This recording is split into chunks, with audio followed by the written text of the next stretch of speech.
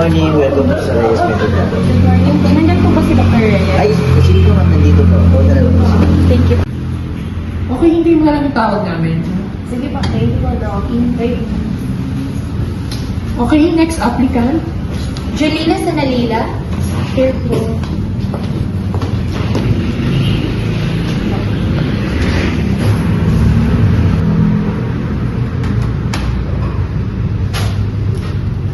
Okay, so Miss Nalila, na-receive ko na yung document na pinasa mo through online. So, balik dito lang tayo for interviewing for your skills and qualities dito for your medical secretary role. Thank you so much, Doc, for giving me the opportunity to share what I can bring to the hospital as a medical secretary. Okay, thank you for coming today. So, let's start with the basic. What makes you a strong fit to be our medical secretary? First, Doc, meron ako naging 2 years work experience as a clinic front office ng isang private family. Because of that, alam ko na po yung mga medical administrative works. Also, I'm certified in medical office administration, which also taught me to have a core skills na may mga hospital na to. That's good. Pero, pwede ka ba mag-share sa akin ng iba mo pang skills? Sure, Doc. Actually, I am organized person, like really organized. Which I'm sure or parang i-make sure ko po na lahat ng files ng mga pasyente ay in the right place and also the appointment are in schedule without overlaps dahil alam naman po natin na every details ng patients ay napaka-importante. Okay, how about dealing with patient? Alam naman natin na yung mga pasyente na sobrang stress. Yes, Doc, I agree with you. Actually, meron po akong naging lola, or meron po akong lola, and because of that, na-handle ko po yung ganong klaseng emotions. Bakit? Kapag nakakaramdam po siya ng mga sakit, na nakikita ko sa kanya na nagkakaroon siya ng takot, pangamba. So, dahil sa kanya, nami-maintain ko po, or nalalaman ko na po kung paano po i-handle yun.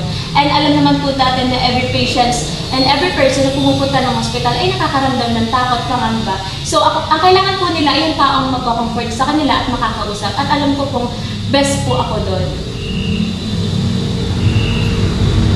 So how about patient information? Alam naman natin na confidentiality is a must sa hospital na ito. Yes, Doc. Agree po ako sa inyo. And I'll make sure and I promise na walang makakalabas po ng mga information ng patients with anyone. Alam mo naman po natin na privacy information is so important sa isang patients po. Okay, since nasagot mo na lahat ng tanong ko, pwede ka naman magtanong sa akin kung ano yung mga expectations mo dito sa hospital na ito. Ang itatanong ko po, Doc, ay kung ano po yung average appointment or ilan po yung nagpapa-appointment po sa inyo everyday. So usually sa isang araw, we have 20 to 30 appointments. Yes po. And each patient is 15 to 20 minutes consultations. And how about naman po sa shift ng trabaho ko po?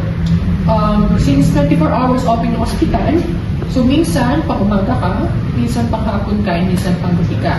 So every day, 8 hours on shift. And last po, how about naman po sa overtime ng trabaho ko po?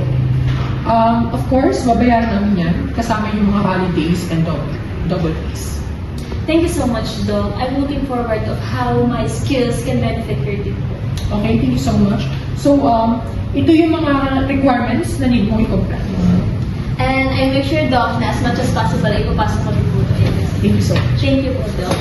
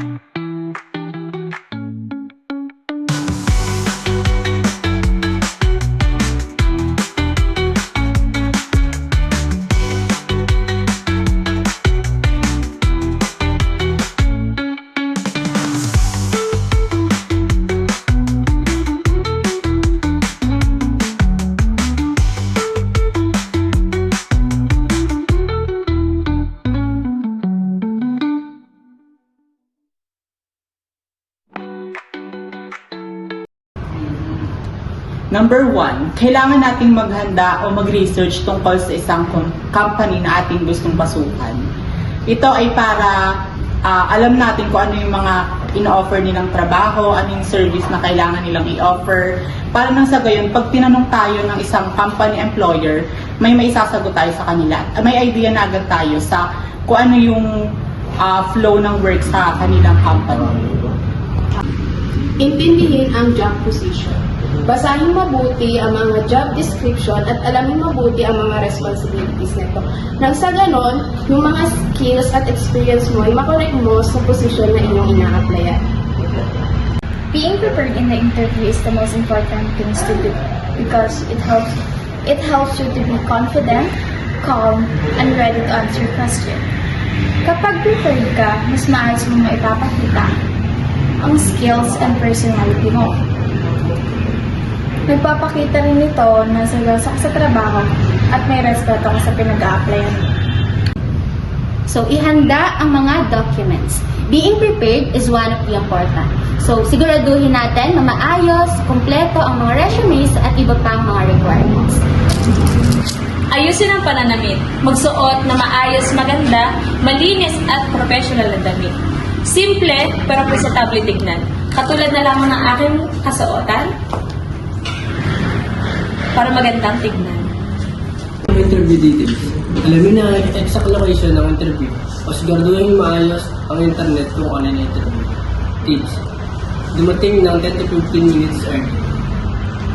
Magpahinga ng maayos. Matulog ng sapat bago ang interview para malinaw ang pag-iisip. Tip.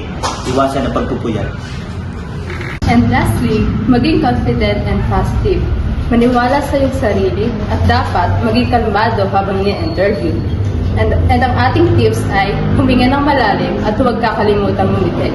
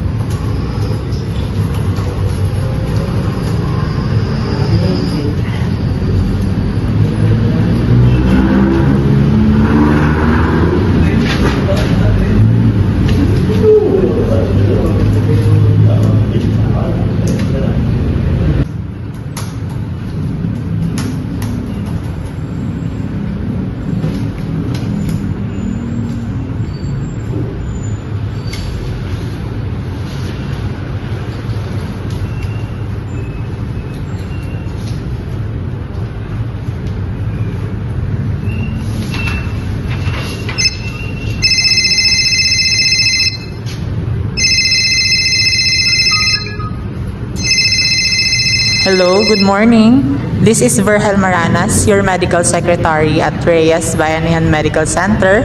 Thank you for calling. How can I assist you today?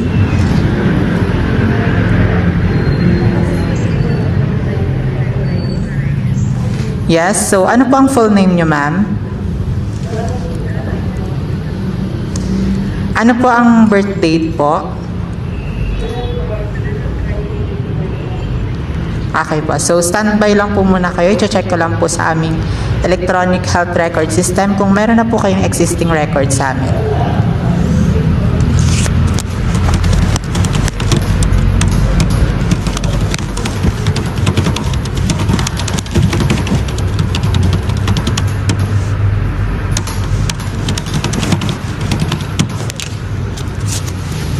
Ma'am, upon checking, wala pa po kayong existing record.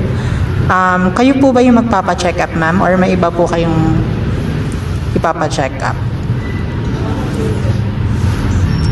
Okay, so, check ko lang, ano po ang reason po ng pagpapa-appointment nyo po, pagpapa-check up?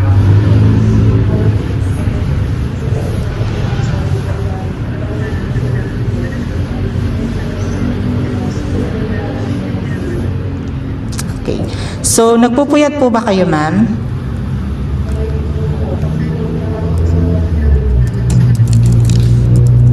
So, for now po, iwasan nyo po muna ang pagpupuyat. Kailangan nyo po ma-maintain yung 8 hours of sleep.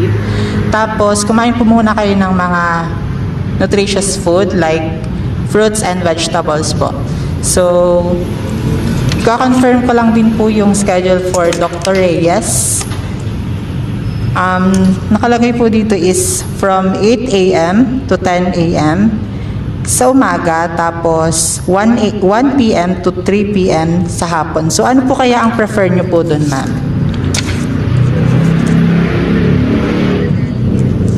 Okay, so, repeat ko lang po yung inyong appointment schedule. 8 to 10 a.m. po ang inyong prefer. So, tama po ba, ma'am? Okay, so, yun lang po, ma'am, and thank you so much.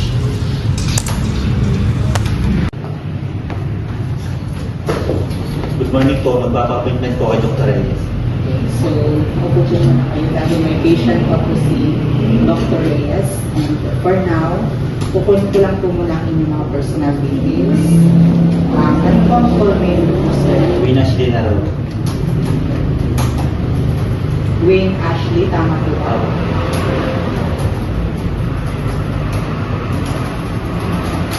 So, wala pa po kayong record or meron? Urban patient ako.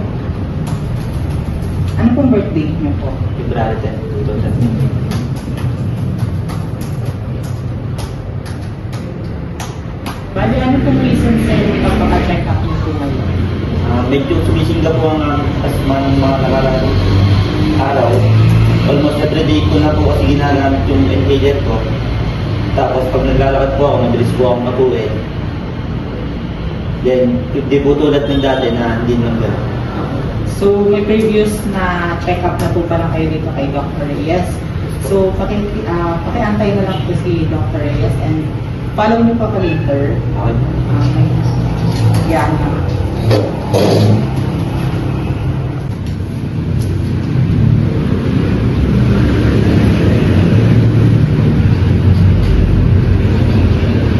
Bali, sir, kasagutan niyo na lang din po itong form para po malaman namin kung ano po yung mga medications po na pinigay po.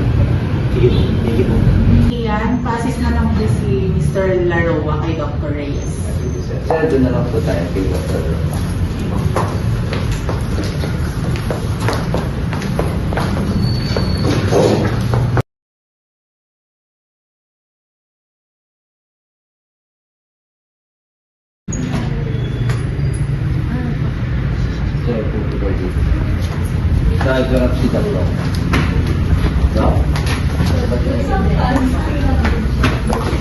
Good morning. Morning po, Doc. So, ano po yung concern nila? Medyo sumisinga po yun. Kasi yung asma ko, nitong mga nakaraan din ko, almost every day ko na pong ginagamit ng inhaler ko. Tapos, pag naglalakad po ako, mabilis po akong inhalin, hindi katulad dati, hindi naman gano'n. Okay, so nakita ko nga kasi yung rescue inhaler mo, ideally kasi twice a week lang natin siya ginagamit. Pwede mo ba i-describe sa akin yung mga nararamdaman mo ba? Nagsisimula po siya, magsisigip sa dibdib ko, tapos nagkakaroon po siya na parang busy, lalo na po sa gabi, kaya nagigising ako. Okay, so kung nagigising ka tuwing gabi, it's a sign na need natin i-address. Titignan natin yung mga tinitake mo ngayon ng maintenance. So, nagtitake ka rin ba ng low-dose corticosteroid? Yes po, Doc. Okay, so pwede ko ba makita? Okay, so nagtitake ka pa rin talaga ng low-dose corticosteroid. So, we need to step up your therapy. So, ang gagawin natin, mag-switch tayo sa combination inhaler para mabawasan yung underlying inflammation and para ma-open yung airways dito sa lalamunan mo. Hindi mapapalitan po yung rescue inhaler ko. Kasi mapapalitan yung current inhaler mo, bali gamitin mo ito sa morning at bago ka matulog. Doc, wala po ba itong side effects? Isa yun sa mga kino-concern ko kasi medyo hindi siya safe. So, ang gawin na lang natin para maiwasan yung mga ganong side effects is pagkatapos mo gumamit ng inhaler, is magmumog ka ng water. Tapos, i-spit out mo or i-drunk after using an inhaler para ma-prevent natin yung mga side effects. Okay po. Iiwas na rin po ako sa mga lubok na lugar. Yes, since nakaka-trigger siya for your asthma, umiwas ka rin makaamoy ng mga sigarilyo, and lagi mong linisin yung kwarto mo, and maglagay ka ng filter sa kwarto mo para malinis yung hangin Okay po. bago ka matulog. And magre-recommend ako sa iyo ng bagong medication na gagamitin mo for your new inhaler. So, bale, nakalagay dito yung mga ititik mo inhaler bago ka matulog and bago ka pagising sa umaga. So, bale, pakibigay na lang ito kay Nurse Ilan para matrack or masundan mo lahat ng advice ko. Okay po. Thank you po.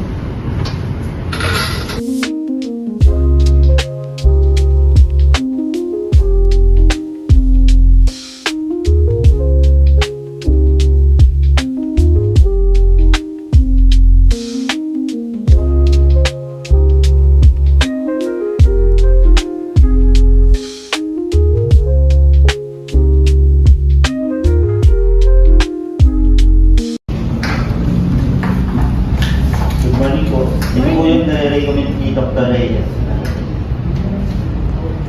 Okay po, this is low-dose inhaled corticosteroid and long-acting beta-agonist. If mauubusan naman po kayo, pwede naman po kayong bumili sa generics or sa botika. And then para po mabawasan po yung side effects, pwede po kayo mag-gargle ng water after inhaler. And then itatake niyo po siya every morning and before bedtime. Thank you po. Thank you po.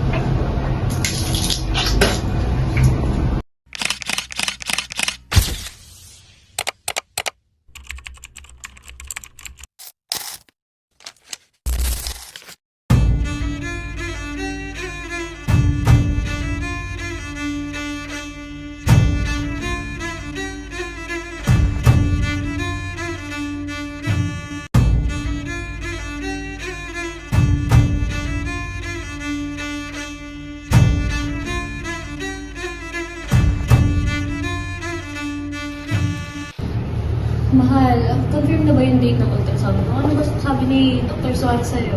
Oo, mahal. Bukas na yung appointment natin. Excited na nga akong mahal. Sana lalaki yung hindi niya. Oh, basta akin babae.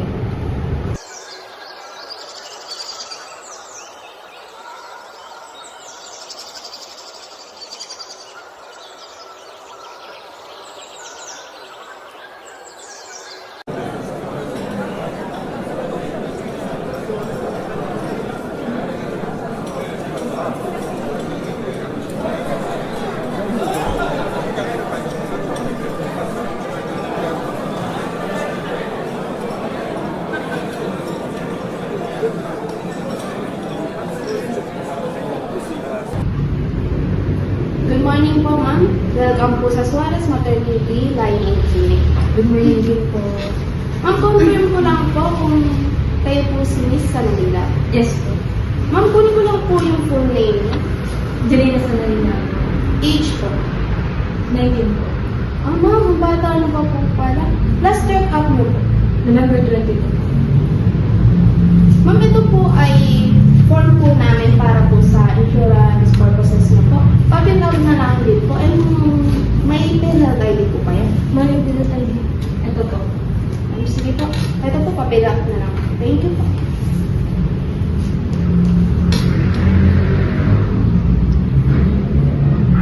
Ma'am, okay na po. Ayos po. Ma'am, sige po. Thank you po. Proceed na lang po tayo kay Nurse Tara. Tara.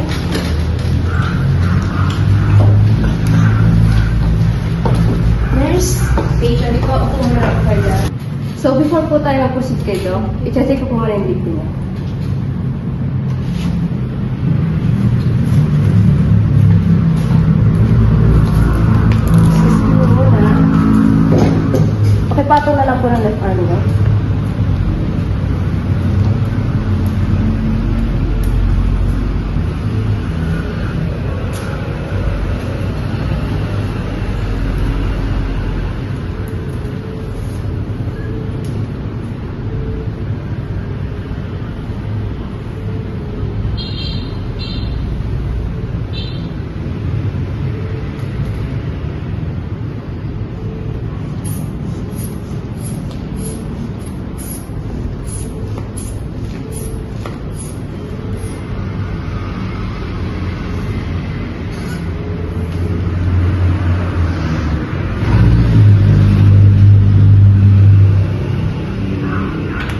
120/80. So, normal naman po ang BP niya.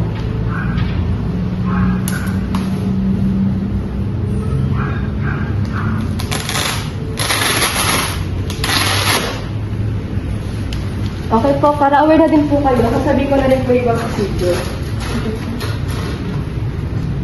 Bali, ang gagawin niyo po procedure doon sa loob, i-check po natin yung laki ni baby, yung position po niya, then kung okay po ba yung placenta niyo, pati yung tubig po natin sa loob.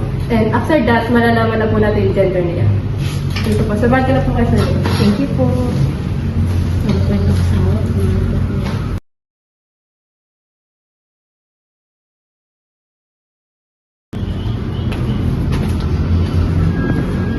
Wait na lang po ako dyan. Thank you po.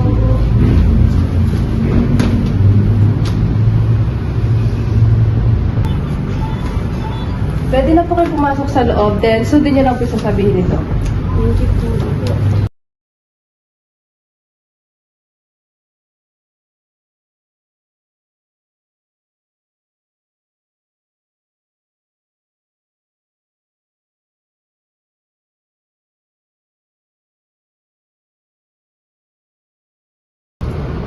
O, relax lang po, ma'am.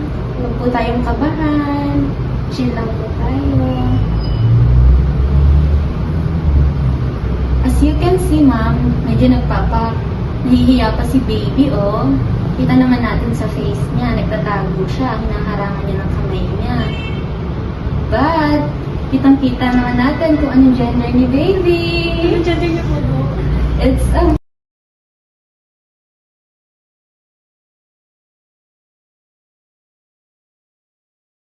good luck to Mr. Dok, healthy po ba ang baby ko? Yes, as you can see, normal ang heartbeat niya, normal ang kanyang body. Gusto na healthy ang baby ko, Dok. Masaya na ako kahit hindi siya That's good. Thank you, Dok. Thank you. Dok, thank you po, Dok. Thank you then. Congratulations. I-assist naman po kayo ni Nurse Tapat. Excuse me, Doc. Nandito na po yung printed copy ng ultrasound ni Miss Marina.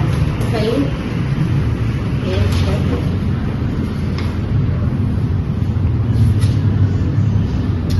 Okay na to. And then, ito yung mga reseta, yung mga kailangan niya. Paki-inform na din bago siya umalis. Thank you. Thank you po, Doc.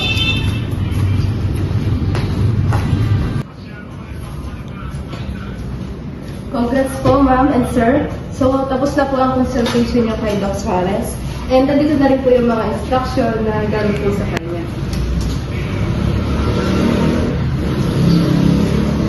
Ito po, pakita na lang po. Vitamins, kailangan niyo po uminom ng vitamins araw-araw bago po kumain. Labs, kailangan niyo rin po magpa-CBC at urinalysis sa mga laboratory po anytime po ito. Warning signs, kapag po may mga pagdurugo or matindi sakit po ng tiyan, lagnat, or wala pong galaw yung baby, balik po agad po tayo sa ER. Then sa next check-up po, January 20, 2026, kailangan niyo po dalhin yung prenatal record niyo po. And kung may iba pa po kayong katanungan or mga nararamdaman, pwede po kayo bumalik dito. Thank you po. And nandito rin po pala yung contact number namin kung makaramdam po kayo ng biglang sintomas. And Mr., iwasan niyo po yung stressan si Mrs. ha kasi po nakakasama po ito sa baby. Kailangan niyo rin po uminom ng tubig. Huwag po masyado magpupuyat ha. And yun lang po. Thank you po. Thank you po, nurse.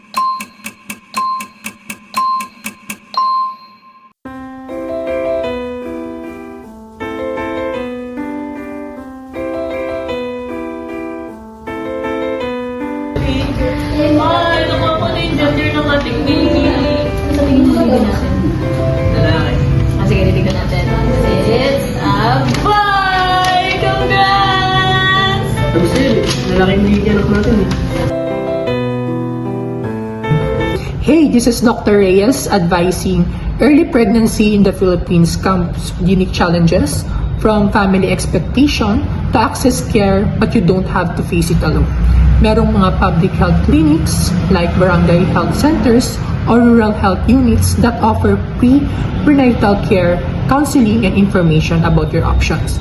Meron din naman mga organization that support young parents with emotional health, education, opportunities, and even skills training, so you can still chase your dreams, whether that's finishing high school, going to college, or building a stable life for you and your baby.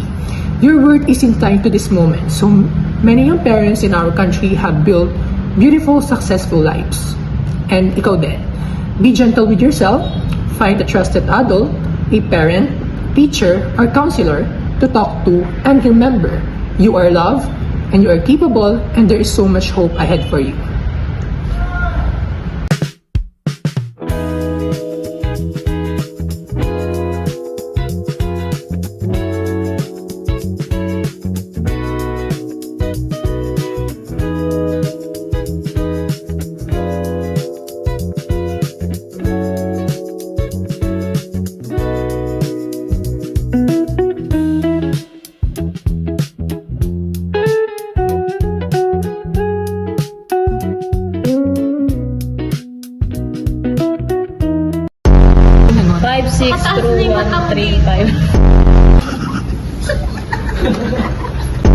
Sana lalaki yung... I agree with you with that. Bago siya ulit. Sir? Nanganap na ako. Di ba ganun yun, nagtatago yun? Hello, good morning. Sabi sa'yo eh.